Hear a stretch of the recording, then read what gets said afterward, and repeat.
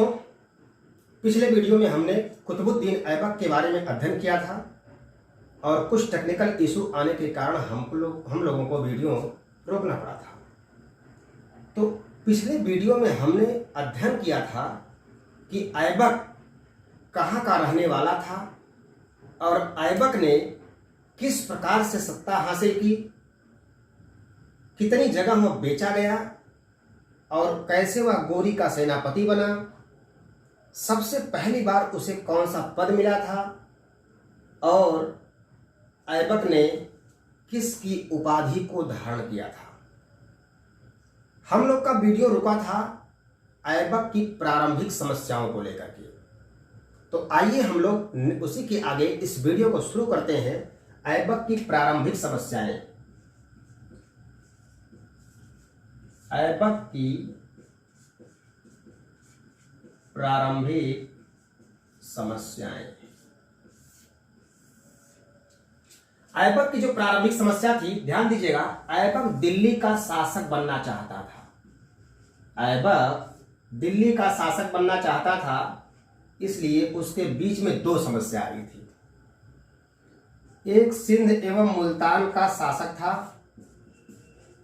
सिंध एवं मुल्तान का शासक था जिसका नाम था नसरुद्दीन कुबाचा, और दूसरा गजनी का शासक था, इसका नाम था ताजुद्दीन एल्दौज। ध्यान दीजिएगा, मैंने आपको बताया था कि जब ऐबक लाहौर में अपना राज्याभिषेक कराया और लाहौर में राज्याभिषेक कराने के बाद वहां पर शासन करने लगा, तो उसने अपने परिवार को वहां खोजकर एकत्र कर लिया। अब उसके बाद उसने दिल्ली की तरफ कूच किया और जब दिल्ली की तरफ वह बढ़ा तो उसके सामने पहली समस्या आई। गजनी का जो शासक था ताजुद्दीन एल्दौज, वह स्वयं को दिल्ली का शासक मानने लगा था, और जब स्वयं को दिल्ली का शासक मानने लगा था तो ऐबक के लिए यह समस्या थी। इसलिए ऐबक ने देखा कि भाई देखिए, दो तरीके से, मैंने आपको बताया था कि दो तरीके से किसी समस्या का समाधान आप निकाल सकते हैं।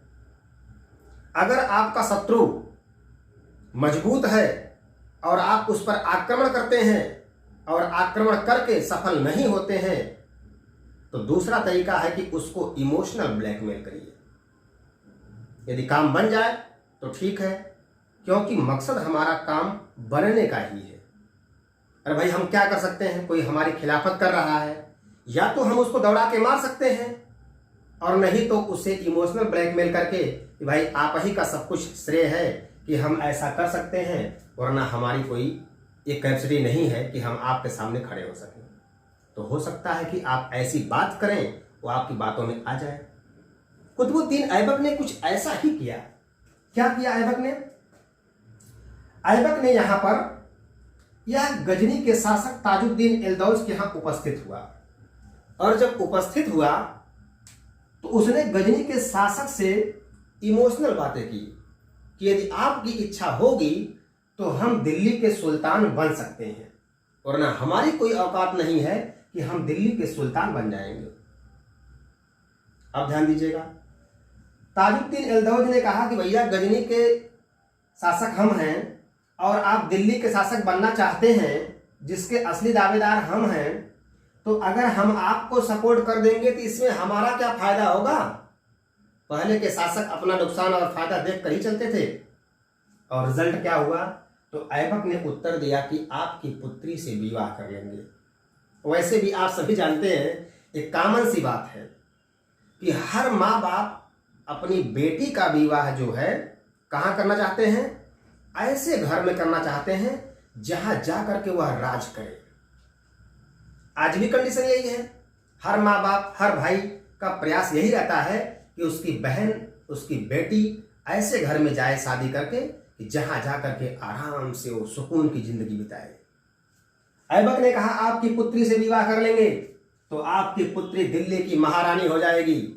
आपको भी गर्व रहेगा, भाई दिल्ली की महारानी कौन है? तो आप गट से कहेंगे कि हमारी पुत्री है। बात समझ में आ गई इनको? और इसने क्या किया, ऐबक को सपोर्ट कर दिया। ऐबक जब आगे बढ़ा तो इसे सिंध एवं मुल्तान के शासक नसरुद्दीन कुबाचा का सामना करना पड़ा।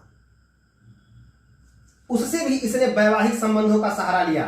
क्या किया, अपनी बहन का विवाह इस कुबाचा से कर दिया और कुबाचा से कहा कि अब तो आप हमारे बहनोई हो गए, और साला तो साला ही होता है, न तो इधर का न तो उधर का। अब आप बहनोई हो गए हैं तो आप चाहे यहां राज करिए दिल्ली पर, चाहे सिंध या मुल्तान पर राज करिए। ये बात सुनकर के इनको भी बड़ा मजा आया, समझ में आ गया क्या ठीक है कह रहा है, साला तो साला ही होता है। और यह ऐबक की कूटनीति थी। वैवाहिक संबंधों का सहारा लिया। इतिहासकारों ने लिखा कि ऐबक ने अपनी प्रारंभिक समस्याओं को सॉल्व करने के लिए वैवाहिक संबंधों का सहारा लिया। तो कैसे वैवाहिक संबंधों का सहारा लिया, हमने आपको इस ट्रिक के माध्यम से कहिए या जो है कि आप इस चार्ट के माध्यम से आपको समझा दिया। अब हम आगे बढ़ते हैं कि आगे क्या हुआ। एक चीज ध्यान दीजिएगा, अब इस तरह से जब ऐबक दिल्ली पर आसीन हो गया तो ऐबक ने क्या किया, यहां ध्यान दीजिएगा। ऐबक जब गजनी गया था तो लोगों ने उसका विरोध किया था कि गोरी का एक नौकर हमारा मालिक बनने आ रहा है, तो नौकर अगर गोरी का है तो नौकर हमारा भी रहेगा। इसलिए लोगों ने, जनता ने जमकर विरोध किया था। ऐसा क्यों किया था, क्योंकि वहां के लोकल राजाओं ने उनको समझा दिया था, अपने हिसाब से मोटिवेट कर दिया था। तो इसलिए ऐबक को वहां टिकना मुश्किल हो गया था। अब ऐबक ने सोचा कि भाई एक समस्या तो सॉल्व हो गई, दूसरी समस्या भी सॉल्व हो गई, तीसरी समस्या कौन सी है, जनता है। और जनता किसी की नहीं होती है। जनता का मुंह बंद करने के लिए ऐबक ने क्या किया, लाखों लोगों को दान दिया। क्या किया, दान दिया। और जब लाखों लोगों को बिना किसी शर्त के दान दिया तो इसे लाख बख्श के नाम से जाना गया। किस नाम से जाना गया, लाख बख्श के नाम से जाना गया। अब ध्यान दीजिएगा यहां पर, भैया ये लाख बख्श हो गए, लाखों लोगों को दान करने वाले, बिना किसी शर्त के लाखों लोगों को दान देने लगा। जनता ने कहा कि अरे हमारा राजा जो हुआ है बहुत ही क्या है, दानशील प्रवृत्ति का है, बिना किसी शर्त के लाखों लोगों को दान दे रहा है। अब ध्यान दीजिएगा, इतिहासकार मिनहाजुद्दीन सिराज ने इसे हातिम द्वितीय की संज्ञा दी कि भैया ये आज से हातिम द्वितीय रहेंगे। आपने हातिम ताई पिक्चर देखा होगा, उसमें हातिम जो व्यक्ति रहता है उसे ईश्वर का बंदा कहा जाता है और वह नेक कार्य ही करता है। तो वह तो हातिम फर्स्ट था और दूसरे हातिम कौन हो गए, कुतुबुद्दीन ऐबक हो गए। क्यों, क्योंकि यह बिना किसी शर्त के लाखों लोगों को दान दे रहे हैं कि सब लोग अपने जीवनचर्या को चलाइए। अब ध्यान दीजिएगा,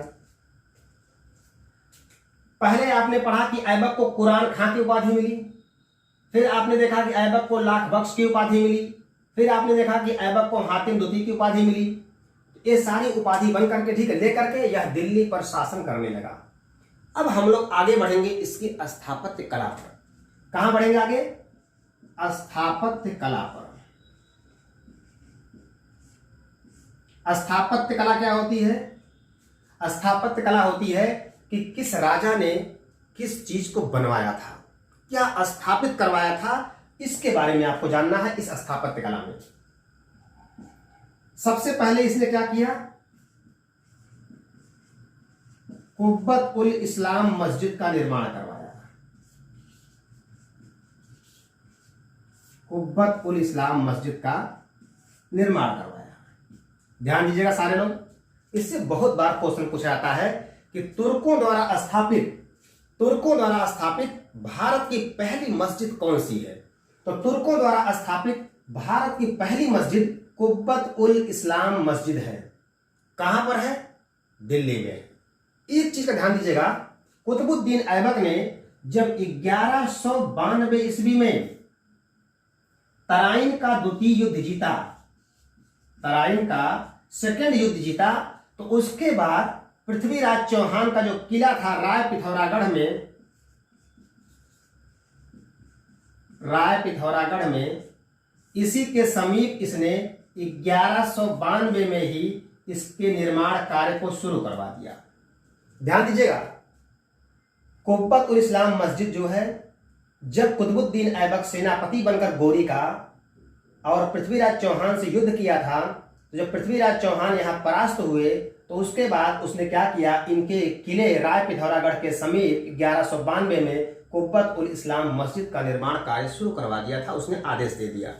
और आप जानते हैं कि जब दोबारा गोरी आया था तो वो मर गया था। चूंकि निर्माण कार्य शुरू करवाने का श्रेय इसी को जाता है, इसलिए हम इसको ऐबक की स्थापत्य कला में पढ़ रहे हैं। ध्यान दीजिएगा क्या बताया मैंने। पहला क्वेश्चन पूछेगा कि तुर्कों द्वारा स्थापित भारत की पहली मस्जिद कौन सी है, तो आप कहेंगे कुब्बत उल इस्लाम मस्जिद। कब इसका निर्माण कार्य शुरू हुआ, तो तराइन के द्वितीय युद्ध के बाद अर्थात 1192 ईस्वी में पृथ्वीराज चौहान के किले राय पिथौरागढ़ के समीप इसने इस कार्य को शुरू करवाया। अब यहां ध्यान दीजिएगा, उसके बाद क्या हुआ कि 1230 ईस्वी में इल्तुतमिश ने क्या किया, जो इसका दामाद था जिसे आप आगे पढ़ेंगे, इसने इसके प्रांगण को दुगना करवा दिया। क्या कर दिया, इसके प्रांगण को दुगना करवा दिया। जो इसका एरिया था इसको बढ़वा दिया, बाउंड्री लाइन को, इसको प्रांगण को इसके दुगना करवा दिया। फिर उसके बाद अलाउद्दीन खिलजी आया। कौन आया, अलाउद्दीन खिलजी आया और इसने इस पर कुरान की आयतें लिखवा दी, कुरान की आयतें लिखवा दी और थोड़ा बहुत इसके प्रांगण को इसने भी बड़ा करवा दिया। अब ध्यान दीजिएगा, कुब्बत उल इस्लाम मस्जिद है कहाँ, दिल्ली में है। शुरू कब हुई इसका निर्माण कार्य, 1192 में। किसने शुरू किया, कुतुबुद्दीन ऐबक ने। इल्तुतमिश ने क्या किया इसमें, 1230 में इल्तुतमिश ने इसके प्रांगण को दुगना करवा दिया। उसके बाद अलाउद्दीन खिलजी आया, उसकी दीवारों पर कुरान की आयतें लिखवा दी। अब ध्यान दीजिएगा, यह जो बना यह इंडो इस्लामिक शैली का पहला उदाहरण है। अर्थात इसमें इंडिया और इस्लाम दोनों की शैली का मिश्रण मिलता है। तो ये रहा आपका कुब्बत उल इस्लाम मस्जिद। अब हम लोग देखते हैं दूसरा क्या इसने किया। दूसरा इसने 2.5 दिन का झोपड़ा बनवाया। क्या किया, 2.5 दिन का झोपड़ा बनवाया। ये क्या है भैया, यह भी एक मस्जिद है। क्या है, एक मस्जिद है। यह जो 2.5 दिन का झोपड़ा है, इसका नाम 2.5 दिन का झोपड़ा क्यों पड़ा, तो इतिहासकार मार्शल ने कहा है कि यह 2.5 दिन में बनकर तैयार हो गया। 2.5 दिन में बनकर के तैयार हो गया, इसलिए इसका नाम 2.5 दिन का झोपड़ा रखा गया। लेकिन पर्सी ब्राउन ने कहा, किसने, पर्सी ब्राउन ने कहा कि नहीं, यहां एक झोपड़ी थी। क्या थी, झोपड़ी थी, और यहां 2.5 दिन का मेला लगता था। क्या था, 2.5 दिन का मेला लगता था और यहीं पर इस झोपड़ी का निर्माण हुआ, इसलिए इसका नाम 2.5 दिन का झोपड़ा पड़ा। कुछ इतिहासकारों का यह मानना है कि ऐबक के चाचा उसको मारने के लिए दौड़ाए थे। ऐबक आकर के यहाँ एक झोपड़ी थी, उस झोपड़ी में 2.5 दिन छुपा था और जब बड़ा हुआ तो उस झोपड़ी को झोपड़ा करवा दिया। अलग अलग मत है, ठीक है, लेकिन मुख्य रूप से आपको क्या जानना है, आइए हम आगे बताते हैं। यह 2.5 दिन में बनकर तैयार क्यों हुआ, क्योंकि कुछ इतिहासकारों का यह मानना है कि यह पहले संस्कृत विद्यालय था। क्या था भैया, संस्कृत विद्यालय था, और इसकी दीवारों पर संस्कृत का श्लोक लिखा मिलता है। क्या लिखा मिलता है, श्लोक। यह है क्या, एक मस्जिद है। तो आप सोच सकते हैं कि क्या मस्जिद पर संस्कृत का श्लोक लिखा जा सकता है, नहीं। इसलिए कुछ साक्ष्य ऐसे मिले कि भैया एक पहले संस्कृत विद्यालय था और बाद में ऐबक ने इसको तोड़वा कर इसको बनवा दिया। क्यों, क्योंकि इसकी दीवारों पर संस्कृत का श्लोक लिखा मिलता है। और दूसरा साक्ष्य क्या मिला कि हरकेली के नाटक का अंकन मिलता है। क्या मिलता है, हरकेली के नाटक का अंकन मिलता है, जो बीशल देव विग्रहराज चतुर्थ के द्वारा लिखा गया था। तो ये रहा 2.5 दिन का झोपड़ा। इसके बारे में आपने इतना सब जान लिया। क्वेश्चन क्या पूछेगा, किस मस्जिद की दीवारों पर संस्कृत का श्लोक लिखा मिलता है, तो आप कहेंगे 2.5 दिन का झोपड़ा। कौन बनवाया, ऐबक ने। कहाँ है? अजमेर में है। कहाँ है? अजमेर में है। पर्सी ब्राउन ने कहा था कि भैया यहाँ पर एक झोपड़ी थी, यहाँ 2.5 दिन का मेला लगता था। मार्शल ने कहा कि नहीं, 2.5 दिन में बनके तैयार हो गया था। और हरकेली के नाटक का इस पर अंकन मिलता है। तीसरा और सबसे इंपॉर्टेंट जो है वो है कुतुब मीनार।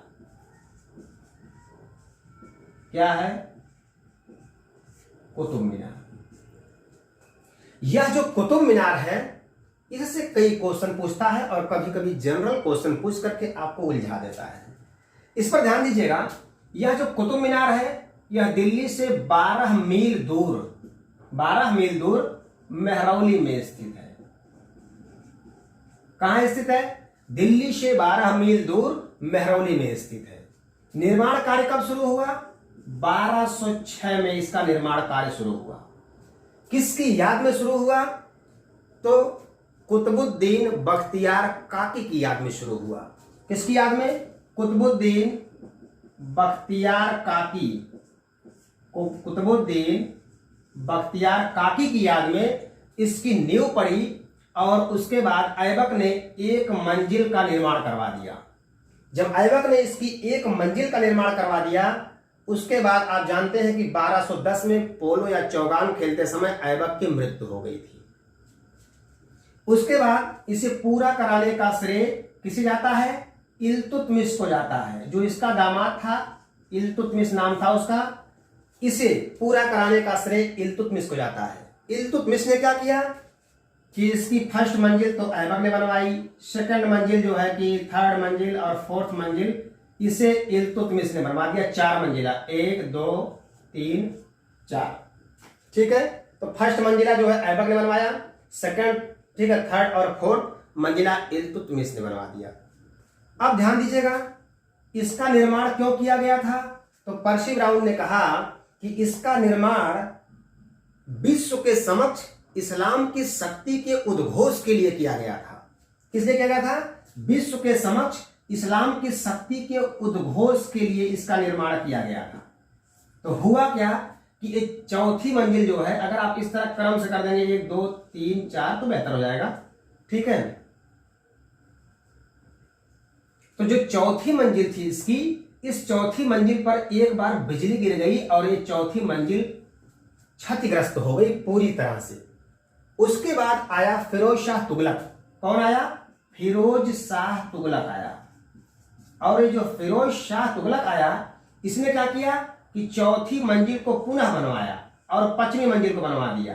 तो चौथी और 5वीं का श्रेय किसे जाता है?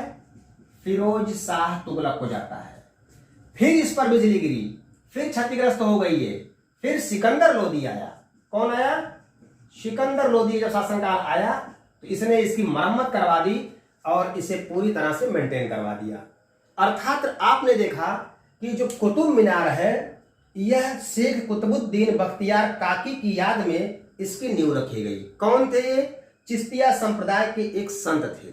ठीक है, और ऐबक ने इनकी याद में इसकी नींव रखी और एक मंजिल का निर्माण करवाया।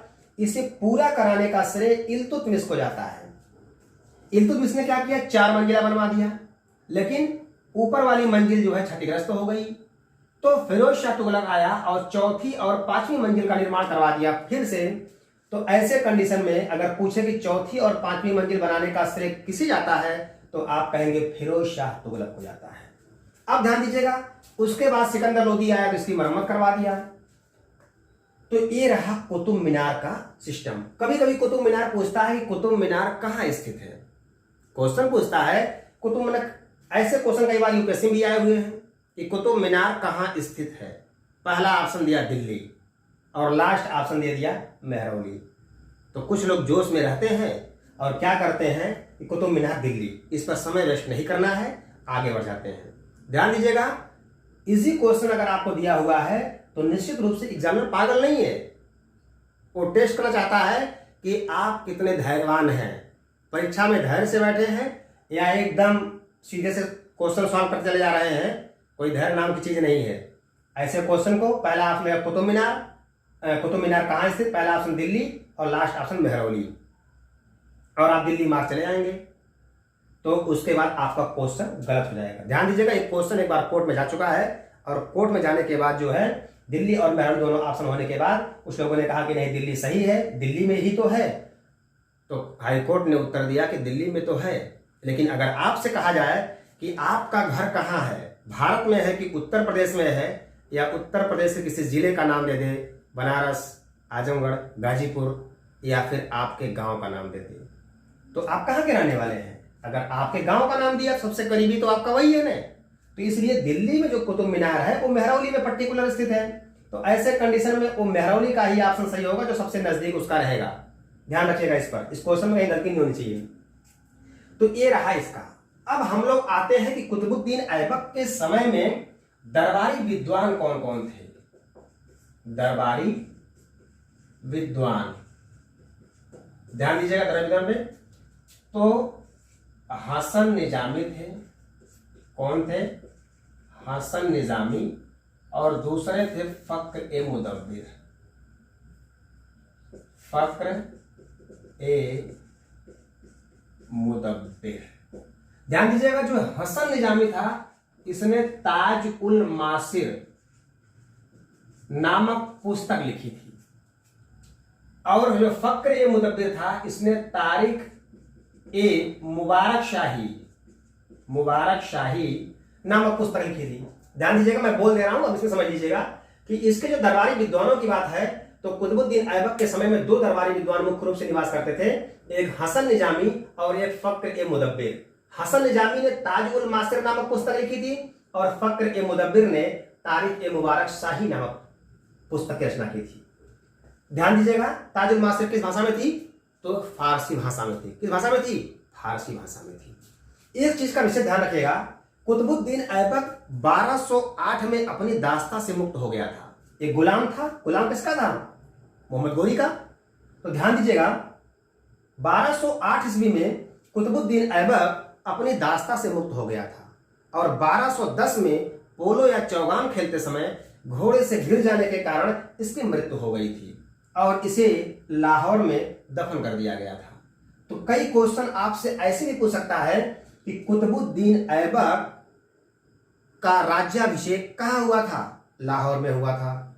कुतुबुद्दीन ऐबक ने अपनी राजधानी कहाँ बनाई थी? लाहौर में बनाई थी। कुतुबुद्दीन ऐबक को कहाँ दफनाया गया था? लाहौर में दफनाया गया था। कुतुबुद्दीन ऐबक का जन्म कहाँ हुआ था? तुर्किस्तान में हुआ था। किस जनजाति का था? ऐबक नामक जनजाति का था। ऐबक का अर्थ क्या होता है? चंद्रमा का देवता होता है। क्वेश्चन पूछेगा कि यह किसका सेनापति था? तो मोहम्मद गोरी का सेनापति था। मोहम्मद गोरी ने पहला अक्ता किसे प्रदान किया था? तो कुतुबुद्दीन ऐबक को प्रदान किया था। कहां का प्रदान किया था? तो हांसी का प्रदान किया था। ध्यान दीजिएगा, कई बार क्वेश्चन पूछा है, लेकिन यूपीएससी, ठीक है, क्वेश्चन पूछा हुआ है इसमें। सबसे पहली बार अक्ता, ठीक है, गोरी ने किसे प्रदान किया? तो ऐबक को कहां का हांसी का अक्ता प्रदान किया था। अब ध्यान दीजिएगा, यहां से क्वेश्चन जितने भी हो सकते हैं, जितना भी हमने आपको बताया है, ये सारे क्वेश्चन इंपॉर्टेंट हैं। एक भी क्वेश्चन इसमें मिस मत करिएगा। स्क्रीनशॉट लेना है तो स्क्रीनशॉट ले लीजिए, लेकिन इसका एक व्यवस्थित नोट बना लीजिए। जितना हमने आपको बताया यह सारे इंपॉर्टेंट हैं और बहुत ही इंपॉर्टेंट है, कहीं से कुछ छोड़ने लायक नहीं है। इस तरह से आप वीडियो को तैयार करते हैं, अपने नोट्स तैयार करते हैं, तो कहीं से कोई प्रॉब्लम नहीं होगी। जय हिंद, जय भारत।